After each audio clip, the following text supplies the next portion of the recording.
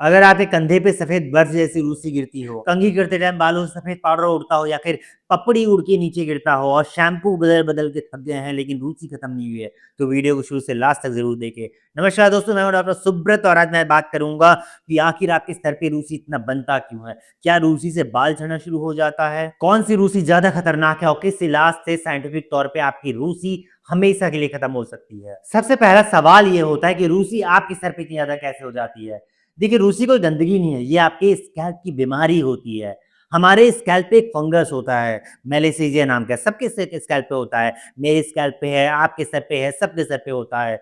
लेकिन जब आपका स्कैल्प बहुत ज़्यादा ऑयली हो, आपकी इम्यूनिटी कमज़ोर हो गई हो, रोग से लड़ने की क्षमता कम हो गई हो, आप स्ट्रेस बहुत ज़्यादा ले रहे हो, तनाव ले रहे हो और ठंड का मौसम जब भी शुरू हो जाता हो, तो ये मेलासेजिया नाम का फंगस ओवर एक्टिव हो जाता है, आउट ऑफ कंट्रोल हो जाता है, अपनी तादाद बढ़ा लेता है। जिससे आपके सर में खुजली पैदा हो जाती है, सर पे सफ़ेद पपड़ी बननी शुरू हो जाती है और ये डैंड्रफ बहुत ज़्यादा हो जाता है। खुजली होने से वहाँ पे जलन पैदा हो जाती है, बालों का झड़ना शुरू हो जाता है। तो यही सारे कारण होते हैं, जब भी आपके सर पे मेलासेजिया नाम का फंगस बढ़ेगा, तो आपका रूसी भी बढ़ना शुरू हो जाएगा। 2 तरह का रूसी होता है, एक होता है ड्राई डैंड्रफ, एक होता है ऑयली डैंड्रफ। ड्राई डैंड्रफ में आपके सर का जो रूसी होता है, आप देखिए आपको कौन-सा वाला डैंड्रफ है।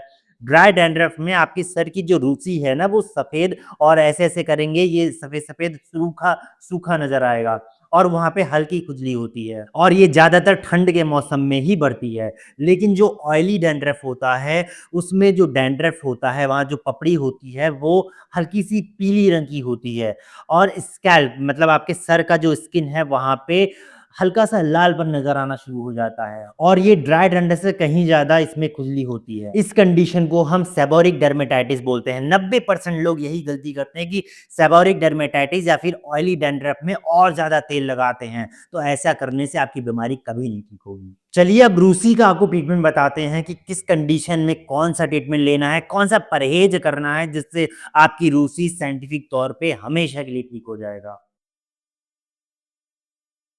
जैसा कि मैंने आपको अभी बताया कि ड्राई डैंड्रफ और ऑयली डैंड्रफ दोनों कंडीशन में यही ट्रीटमेंट आपको लेना है। ट्रीटमेंट में बहुत कुछ करने की ज़रूरत नहीं होती है, थोड़ा-मोड़ा आपको चीज़ें लेनी है। जैसे कि सबसे पहले तो आपको अपना शैम्पू बदलना है।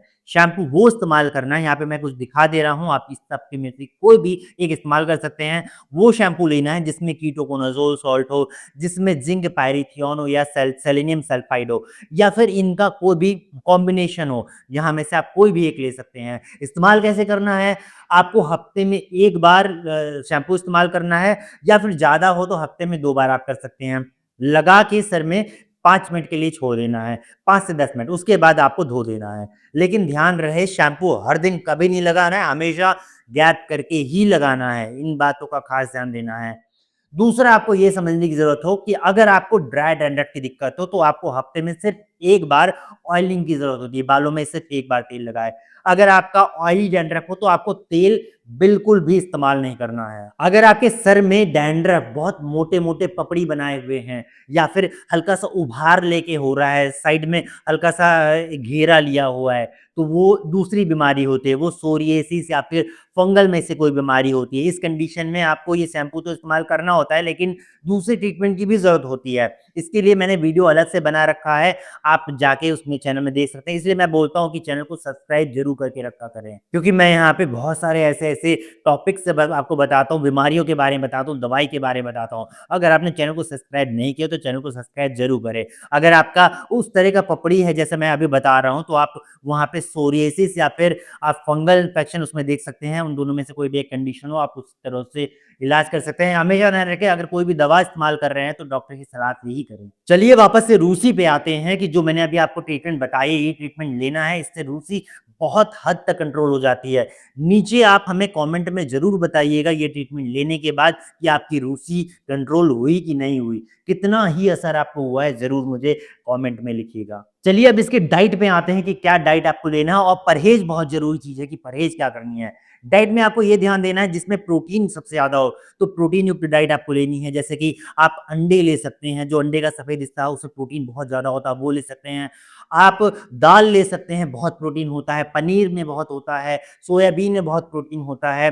नॉन-वेज में जैसे कि आप मछली ले सकते हैं, नॉन-वेज में भी बहुत प्रोटीन होता है। इन सब चीज़ों में प्रोटीन भर-भर के होता है।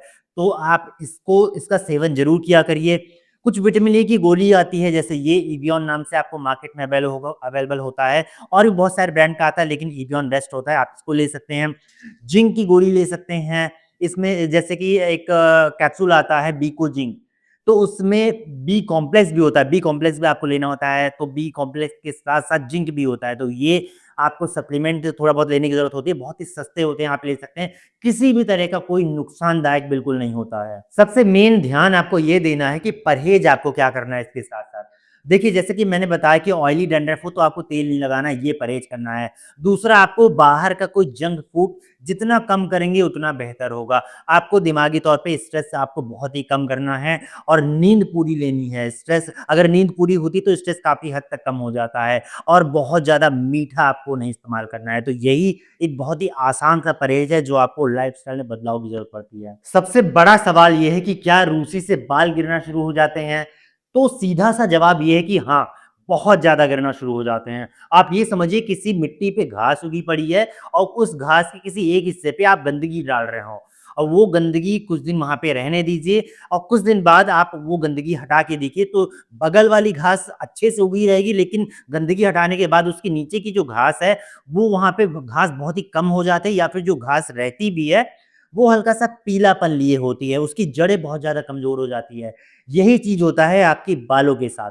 आपके स्कैल्प पे, बालों पे, यहाँ पे रूसी जमा होने के कारण आपकी स्कैल्प पे इन्फ्लेमेशन हो जाता है, जिससे आपकी बालों की जड़ें बहुत ज़्यादा कमज़ोर हो जाती है। अगर आप सही समय पे इस रूसी को नहीं हटाते हैं, तो ये एक तरह से इर्रिवर्सिबल बालों का झड़ना शुरू हो जाता है, जो कि वापस नहीं होता। अगर आपका जो रूट है, बालों की जड़ें हैं, वो एकदम से डैमेज हो जाती है, तो दोबारा कभी भी बाल नहीं आएगा। अगर आपके बालों के स्कैल्प पे, वहाँ पे स्कैल्प पे जड़ है, तो ये रिवर्सिबल होता है। अगर सही समय पे आप इलाज करवा रहे हैं या कर रहे हैं, तो फिर ये बाल दोबारा से उगना शुरू हो जाते हैं। तो क्या आई बात समझ में आपके? देखिए, मैं आपको यहाँ पे थोड़ा-सा फिर से समरी बता रहा हूँ, आपको करना क्या-क्या है। सबसे पहले आपको शैम्पू चेंज करना है, ये जो शैम्पू मैं दिखा रहा हूँ, इनमें से कोई भी एक शैम्पू इस्तेमाल करनी है। अगर आपका ड्राई डैंड्रफ है, तो हफ्ते में सिर्फ 1 बार ऑयल लगाना है, कोई-सा भी। ऑयल के बारे में मैं अलग से वीडियो बना दूँगा, या फिर आप कोई-सा भी ऑयल इस्तेमाल कर सकते हैं। दूसरा, आप अगर आपका डैंड्रफ ऑयली डैंड्रफ है, तो आपको उसमें ऑयल का कोई भी इस्तेमाल बिल्कुल नहीं करना है। कुछ चीज़ें आपको इस्तेमाल करनी है, जैसे कि आपको जिंक या फिर विटामिन ई की ये वाली गोली इस्तेमाल करनी है। विकोजिंक नाम से आता है, और ये एवियन नाम से आता है, इनमें से कोई एक लेना है। बिल्कुल भी नुकसानदायक नहीं होता, आप ये ले सकते हैं, मार्केट में मिल जाएगा आपको। अगर वीडियो अच्छा लगा हो तो वीडियो को लाइक करना है, और हाँ, अगर आपने ट्रीटमेंट ये लिया हो और आके लेंगे, तो उसका रिज़ल्ट मुझे कमेंट बॉक्स में ज़रूर लिखिएगा। और अगर आपने चैनल को सब्सक्राइब नहीं किया हो तो चैनल को करें सब्सक्राइब। मिलते हैं नेक्स्ट वीडियो में। Thank you.